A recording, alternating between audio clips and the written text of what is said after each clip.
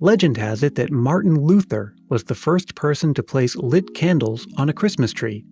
He was inspired, the story goes, by the image of the stars glowing brightly on the first Christmas Eve, and he wanted to recreate that effect on the Christmas tree, which was a decoration that originated in his native Germany. As nice a story as it is, it's almost certainly not true. The earliest references to lights on Christmas trees date back to about a century after Martin Luther's time. But let's pause for a moment to consider that at some point in history, someone thought it would be a good idea to put lit candles on a tree. Not only that, but also that the idea caught on. I'd say the idea spread like wildfire, but that's just a little too close to the actual truth. Having lit candles on your Christmas tree is a problem in more ways than one. In the first place, how do you attach them to the tree? Originally, people would melt a bit of candle wax onto a branch and then stick the bottom of a candlestick into the wax and let it act as a kind of adhesive. But this wasn't foolproof, of course. If you could get the candles to stay upright in the first place, the wax wouldn't always hold, and they'd fall off. So along the way, people innovated. Some would use a pin to pierce through the candlestick and into the branch to hold it in place. This worked okay, but it didn't stop some enterprising folks from coming up with further innovations. In the early 1800s, someone invented long rods that attached to the tree's trunk and extended outward. At the end of the rod was a small clip for holding a candle steady. Later that century, candle holders that clipped onto the branches hit the market. But there were still major problems, like the fact that the candles dripped wax onto the tree and whatever was beneath it. And then there was the most obvious problem of all. You had lit candles on a tree that was indoors. You couldn't keep it lit for more than a half hour at a time, and it needed constant supervision. People would even keep buckets of sand and water nearby in case of emergency. But even that wasn't always enough. Christmas tree fires were so common that some insurance companies refused to cover them. But all of that was about to change in 1882, with the invention of what would forever change the face of Christmas trees and then eventually houses and hedges and displays in the center of town, and make Christmas brighter and more colorful and thankfully safer for all of us. I'm Brian Earl. This is Christmas Past.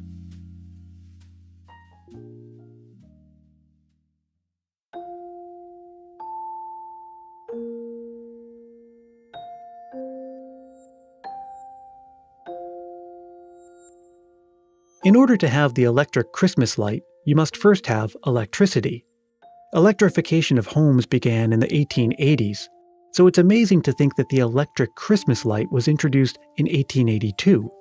It was really among the first practical applications of electric light, and the honor of the first electrically lit Christmas tree goes to Edward Johnson, who worked for Thomas Edison's electric light company. The tree was in his New York City living room. We're still a little ways off from strings of Christmas lights available to average consumers. Johnson's house was one of the few in New York City that had been wired for electricity. And the light bulbs, all 80 of them, had been specially made just for him and hand-wired individually. Johnson's Christmas lights caught people's attention, and other people wanted them. Though for the first 20 years or so, they were mainly a luxury item for the very well-off. And one of them included our 22nd and 24th president, Grover Cleveland. He served 2 terms, not consecutive. And during that second term in 1895, he sponsored the first electrically lit Christmas tree in the White House. It had a whopping 100 lights on it, and that was a big deal at the time. In the meantime, because old traditions die hard, and also because Christmas lights were just out of reach for most people, candles on trees continued to be a custom in a lot of households. But in 1903, General Electric offered the first pre-wired string of Christmas lights for sale. The strings held just 8 lights. 8. You can buy strings of 500 nowadays for $20 or $30. But in 1903, 8 lights cost around $12, which was just a little less than the average weekly income for many households. Despite the cost, they gradually caught on. And by the 1930s, the electric Christmas light finally replaced the candle on Christmas trees in most homes. And once again, people were inspired to innovate. The first lights were either round or pear-shaped, But some European makers produced figural lights in the shape of Santa Claus or animals and other things. And then, in 1936, an accountant for the Montgomery Ward department store, a man named Carl Otis, came up with a new kind of Christmas light that added an effervescent glow to the Christmas tree. The bubble light. These are lights attached to glass tubes, filled with a liquid chemical, and the liquid bubbles when the lights warm up. I grew up with bubble lights on my Christmas tree at home, and I remember staring mesmerized as the light glowed and fizzed endlessly. I wanted to know more about bubble lights, so I talked to George Johnson, author of the book Christmas Lights, Ornaments, and Decorations. They started right before World War II in terms of an invention, but it was in the late 40s and into the 50s that they became the phenomena that they were. And though Carl Otis was the inventor, he lost the copyright to produce them. Bad for him, but good for Christmas trees, because other companies would put them out and continue to innovate. Quite a few companies put them out. They distinguished it by the plastic base that the light was housed in, the lamp was housed in, and they also distinguished it by the bubble patterns that the bubbles made. Some of them had a very large bubble, which had a glass slug in the bottom of the tube, or a chemical crystal that helped with the bubbling. Those appeared to be very popular at the time because the bubble was very big. It was almost like a glug, glug, glug. And the large bubble went up, and they were very easy to see inside the glass tubes. The rarest of the bubble lights was one called a shooting star. It had a mixture of two different types of chemicals, and essentially the bubble was shot up from the bottom to the top of the tube and then cascaded down in smaller things, almost like a firework. Just like their predecessors, bubble lights too originally came in strings of 8 or 9. And most sets still on the market today contain only about that many. And as sensational as they were, trends come and go, and this one just wasn't meant to last. By the 60s, they were gone because people had aluminum trees with a color wheel and no lights on their tree. The color wheel itself provided the light, the sparkle that the lights and the different colors of the ornaments themselves on the tree would have provided. Of course, they didn't die off completely. But thank goodness the aluminum Christmas tree did, more or less anyway.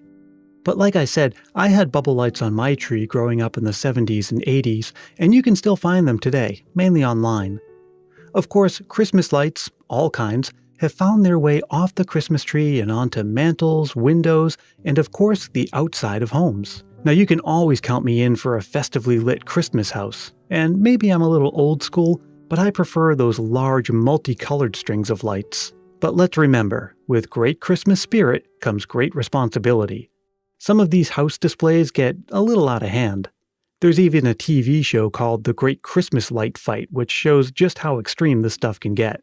Me, I enjoy a tasteful, understated light display, just enough to make the season, literally, merry and bright. Now, growing up in my home, my mom would deck out the entire house.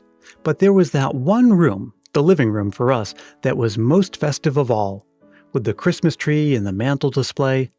I'm guessing it was like that for most people, like Tim in California. All right, so this Christmas story is technically not mine. It's one that gets told to me by my mom. See, the first couple years of my life, I lived in a house with my parents, and it had a family room, which had the TV, and that's where I spent a lot of my time playing.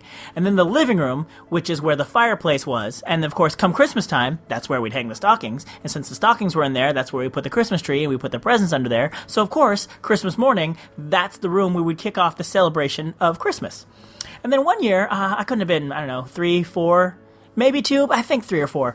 My mom, it was before the season of Christmas had actually started, but it was getting there. My mom said, "Tim, do you know what Christmas is?" And my eyes lit up, and I ran into the living room and I pointed. I was like, "It's this room!" Because apparently I spent so little time in there, I thought the only thing that we did in there was Christmas, and so that room was Christmas. My mom eventually gave me the Linus speech, so I knew what Christmas was all about. But for a while, I thought Christmas was just a room in my house. Now I realize Christmas has a room in my heart. All right. Started sincere, ended cheesy. I'm going to stop talking. Tim is the host of the podcast Can't Wait for Christmas. Check it out wherever you get podcasts. And after you're done with that, record a voice memo on your phone and send it to christmaspastpodcast@gmail.com. Tell me what you love about Christmas. A favorite memory, a funny story, anything you want to share. I'd love to hear it, and so would everyone else. Don't be shy. Christmas Past is produced in sunny San Mateo, California by yours truly, Brian Earl. Thank you very much to George Johnson and Tim Babb. Follow along on Facebook, Twitter, and Instagram. Just search for Christmas Past Podcast. You can find show notes and more information about the show at christmaspastpodcast.com. And please make sure that you subscribed on iTunes or wherever you get your podcasts. And as always, if you like what you hear, I would love it if you could tell a friend or leave a rating and review on iTunes. Those things help the show a lot. Thanks very much for listening, and I will see you next time.